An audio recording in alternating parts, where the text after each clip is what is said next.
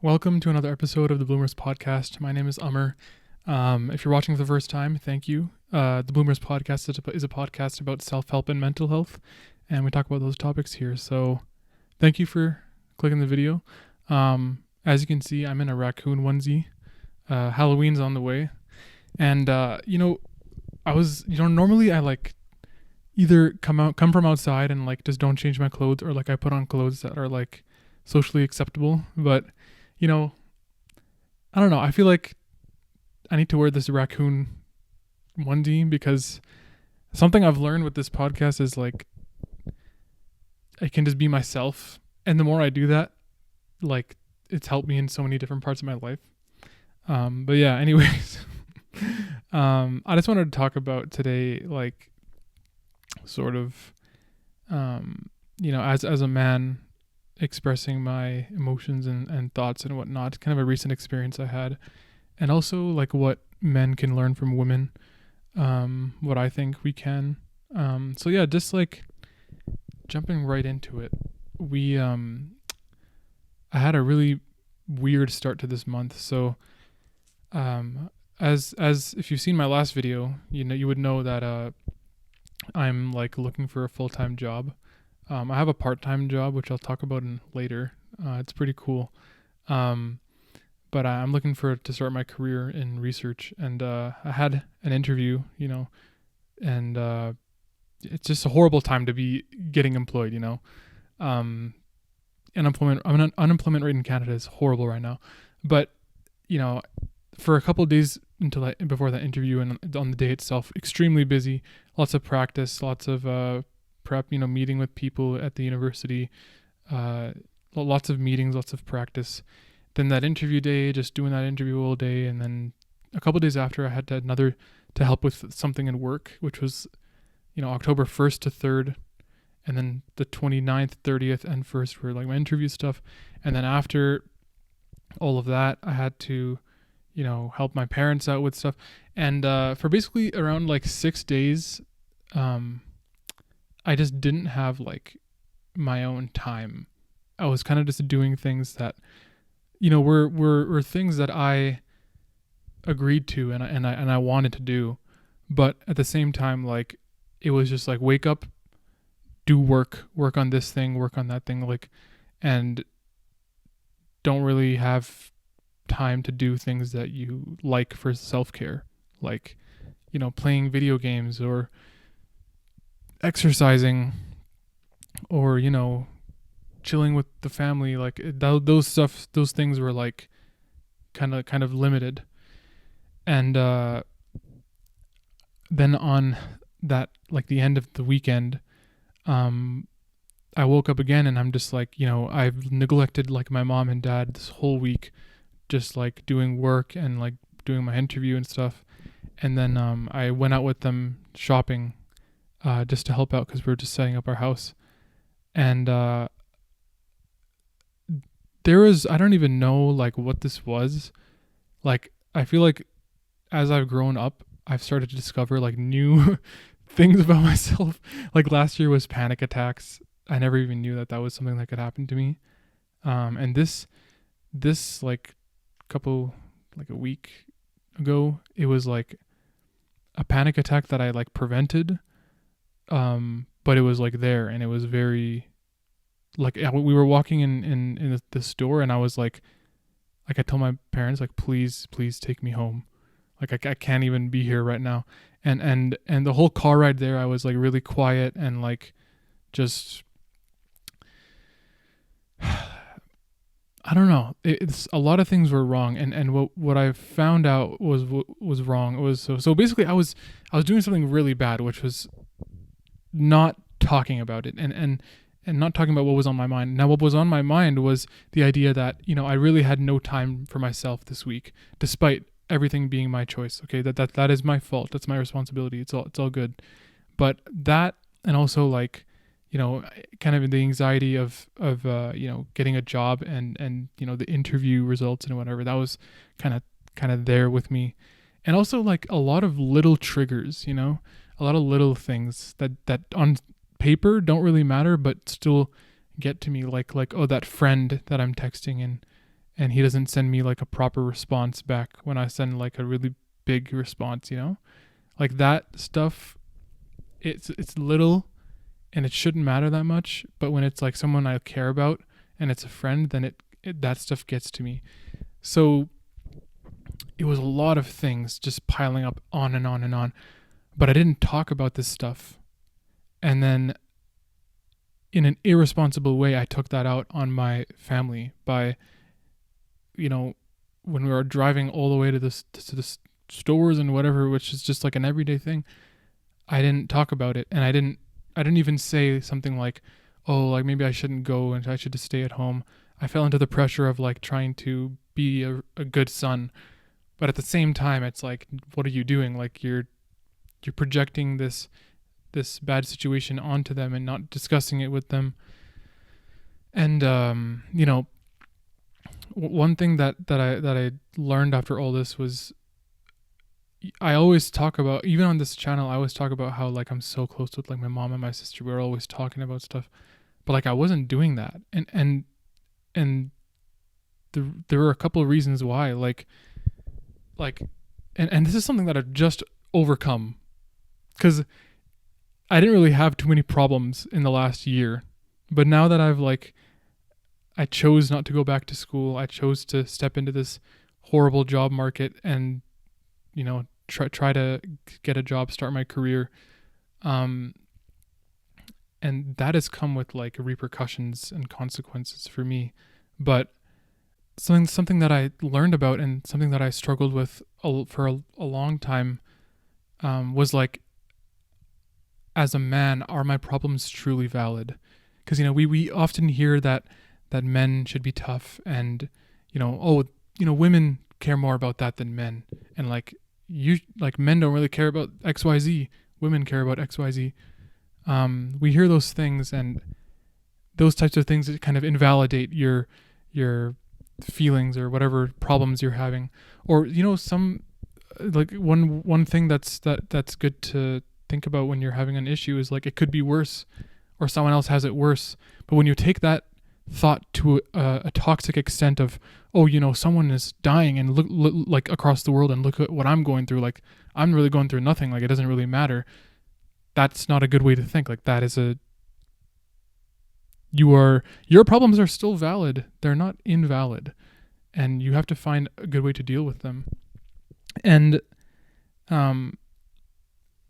another thing is like why are these little things bothering me? Like as a man, I shouldn't feel bothered by like this text message kind of rubbed me the wrong way, or that conversation didn't really go well, I didn't really like that, and it bothers you in the head. But like, why? Like I don't think like, oh, like I should be tough, I shouldn't really care about that, and I can't articulate this. I have to look at my phone again and again. And then it's also a question of like, am I being a burden on people in my life by like putting all this emotional baggage on them when it's really not that big of a deal? All these ways of thinking really prevent you from talking about your problems with others, and these things, like you self-sabotage when you engage in this kind of thinking. And the answer to all those questions, like, are my problems valid? That is a yes. Is it really that big of a deal? It might be, and that's cool. Like, there's no need to feel shame about it, or like, you shouldn't be sacrificing your mental health and your mental state for fear of acceptance or fear of being shamed. It's just not worth it. And what happened on that particular day when I was going through all this was, it ended up coming out. My mom is extremely supportive of like me, obviously, but like as a woman, she has been taught that. And she was born, in a different generation. My mom is a lot older than me. My dad's a lot older than me. They grew up across the planet, not in the Western society, but still, like, my dad is the type of person who doesn't talk about his emotions and feelings. I can't blame him, you know. My parents come from a time in a life where everything was survival mode. You didn't know, you weren't even certain about next week's meal. And like, mashallah, they got to a point where that has not been a problem for several years now. Thank God. But like, when you're in survival mode, you don't have time to think about, you know, your emotions, especially as a man. But now that we're living in, you know, especially someone like me who's lucky and you know, has a supportive family, you know, who doesn't, you know, didn't kick me out and like allows me to live with them, and I have food and I have everything. Like, now our generation has these problems of more mental problems than physical and living, because we have more time to think about these things than they did.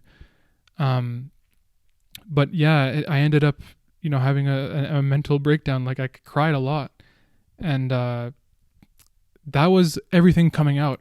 So all those things that I mentioned earlier that I was thinking about and that were bothering me were coming out through my eyes, you know. And it also came out through hugs, you know, just hugging my mom. And I will never ever pretend like I'm some nonchalant, super tough, you know, not unemotional person. I'm the complete opposite of all of that. You know, I'm a very anxious person. I cry probably more often than the average guy. I feel very in touch with my emotions. And I think like that is not a problem. And one thing that I really wanted to talk about was how, again, like, you shouldn't, like, when I talk about all this stuff, when I wear this raccoon onesie right here, this is all just me being me. I'm not being, because I'm a goofy person, man. I'm not, as I don't make a lot of jokes in these videos, but like, if you know me in person, I have a lot of like sarcastic, dark humor. Like, I love to dance. I love to like just jump and like sing and just have fun.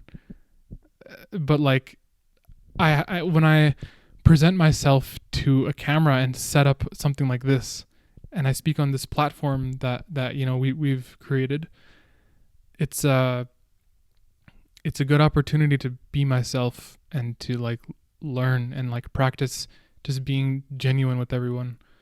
And that's like helped me in so many ways. I don't know where I'm going with this. Like, just a lot of the time I just talk and go on random tangents, but that's the beauty here.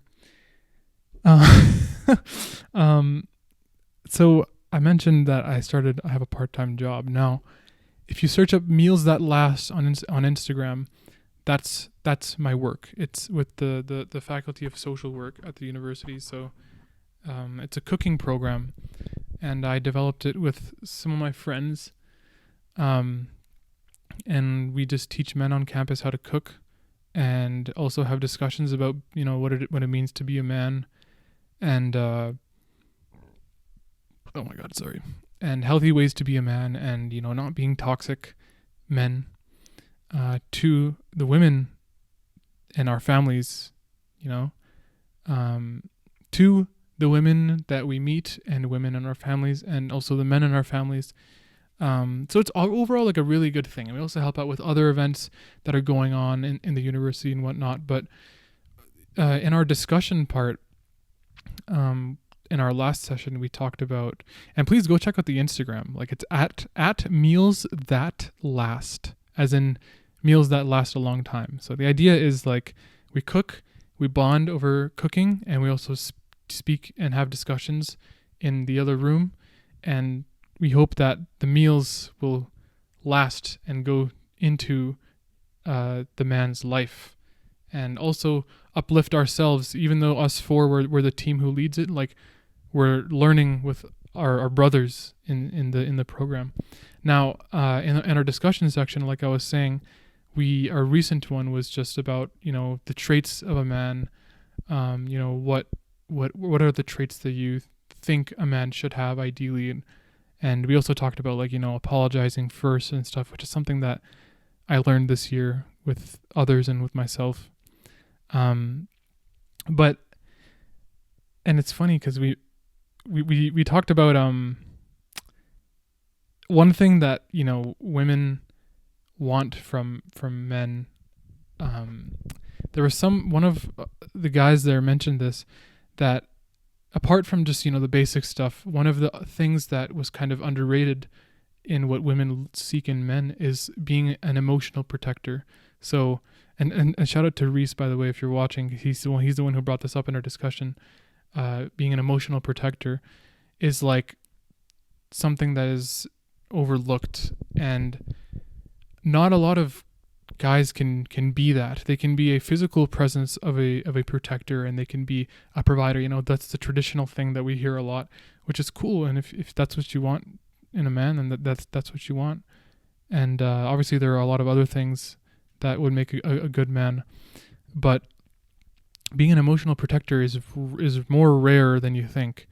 And the reason why is because a lot of men, we just suck at communication. We suck at understanding what a woman is going through, and what what's going on in her mind. And something that I came to my mind was during that discussion was that one of my friends, she actually reached out to me. She might be watching this video.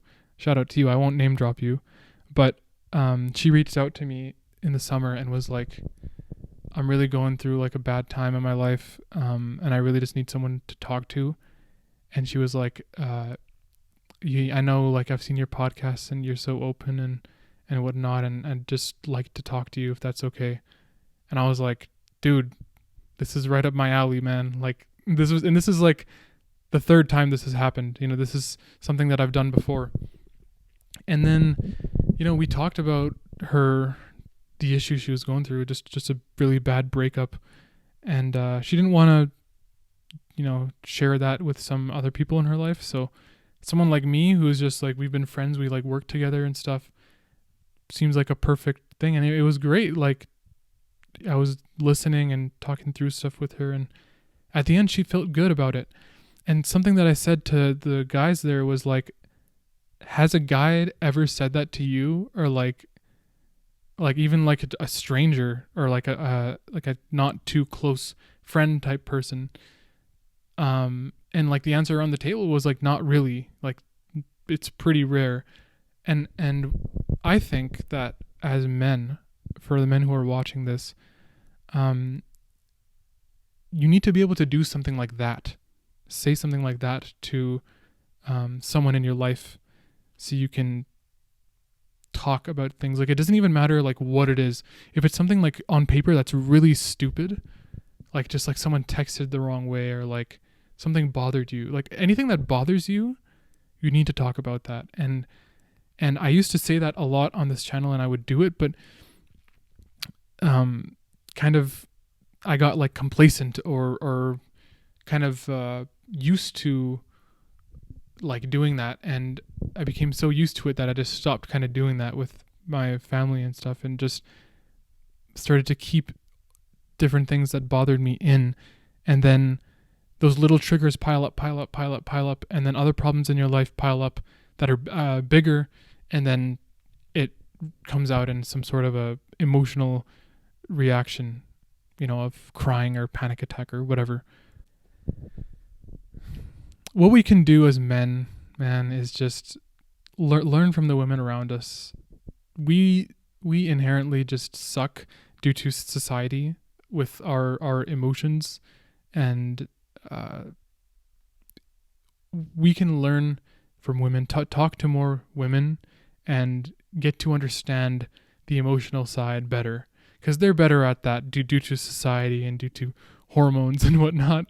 Like, they're better with that, so we can learn from them. And I know personally that I've learned so much from the women in my life, and I'm so glad that I was born with a really supportive, close mom and a very supportive, close sister who I talk about in pretty much all my videos because they're integral to who I am. I think creating your own place where you can discuss uncomfortable ideas is really good, or having a person that you can discuss uncomfortable ideas with, like genuinely, completely, openly, with no filter. That is just so good. And I was thinking about, I still haven't done this. Maybe talking about this will help. Like, I have a lot of things in my mind at all the time, and I really want to get to write things more. And I was thinking of just like I have a little journal with me, and just like carrying that around and just writing things down, like any thought that comes to my head, and just to get it out. And like even when I think about podcast episodes and what I want to say, like I don't write this stuff down until like I'm about to record, which isn't always good. And like just having a space to discuss uncomfortable ideas, that's just so important. So such a good thing to do. And I guess on that note, like something that I always think about is like, and this just sounds morbid and it sounds dumb, but just to walk my talk here, I'm gonna talk about it. Like sometimes I think about how like I'm kind of excited to die because a lot of these like I will just be at peace and move on to the next life, you know. Now I believe in an afterlife. I'm a Muslim, and I do believe in an afterlife and like a very good afterlife. And I know that sounds morbid. It's not like I want to die. Again, I say that in my videos where I talk about death, but like, and it's not a good thing to be wanting death because you can no longer worship your Lord, you know. But like sometimes I'm just thinking about life and like how hard things can be sometimes, and also like again I don't have the hardest life. I do have, but I do have problems, and those problems are not invalid. But like I do think about like how this is just like a little 60, 70, 80 year journey, and then like it's eternity after that. And I know I don't like talking about religion on this channel because just not everyone can relate. But that's just something that I think about a lot. And it's just like, I might not even make it to 60, 70, 80. Like I might be 23 next year. It might be 45. It might be 32. It might be tomorrow. Like that day will be good in the sense that I will no longer have to have negative feelings and emotions until I get into heaven. Hopefully, inshallah. But like, I don't know. That's just something that I think I just needed to say out loud. I'm not really. I do really talk. Like I talk about that. Like today, my mom was saying like, she was saying something like, "Oh, like I don't know how you're gonna survive in the world, because you're like really nice to everyone." She said something like that, and I'm like, "Oh, well, what if I don't? Like maybe I don't survive." Like I don't know. And I didn't just say that to like compliment myself and make you think I'm some saint, because I'm sure there's a lot of people who don't like me or have something negative to say about me, and I've done something negative to them. It's all good. And just the last thing I wanted to talk about was just like, I don't know, just speaking about like what we can learn from like what men can learn from women. My cousin was over. She's 5. She was over for the weekend, and I like before she came, I was thinking like, all right, I'm really good with like my male cousins, but like my female cousins, I haven't really ever like bonded with them or like been really entertaining to them. But like all the boys, I'm like really good with. But surprisingly, me and her like really bonded, and it was very special. And like I learned about K-pop Demon Hunters, I learned about Paw Patrol, I learned about her friends who were in preschool or in her first grade class with her. And it was just like a really beautiful relationship, even though like she's not fully, she's conscious, but she's not gonna like really remember any of these things. It was still really fun to like make her happy and make her smile and spend time with her. um and it just really sold me that like I want a daughter. And if I do end up having kids and they're watching and they're not and I don't have a daughter, like, dude, I still love you guys, bro, like, don't worry. But like, I learned so much from a 5-year-old girl in 5 days, you know? And that was just something that, and I was thinking like, man, like, imagine if like I had a daughter and that relationship would be way more elevated than just, my cousin, who obviously I do love, but like I would love my daughter way, way more than my cousin. I don't know. That was just something really cool that just happened to happen in a similar time where I was thinking about an episode like this. Um, but yeah, that's pretty much all I had to say. I just think like, we live in a society where, men are the perpetrators of a lot of problems. Most problems in the world are caused by men. Why can't I say that S? And we, like, men have created the society that tell men to, not express and keep it in and whatever. But that's just not normal, man. That's not, like, it's just not good. And that's just one of the things that trigger me against traditional male, values or like perspectives or paradigms, is just, it's not healthy, like fully healthy. A lot of the stuff is, a lot of it isn't. But again, yeah, I would just recommend, even if you're a woman listening, like, you just need someone to be like completely transparent, honest with, or something, a journal, a camera, whatever it is, man. It's just so good to get words out in some form. But yeah, thank you for watching and listening.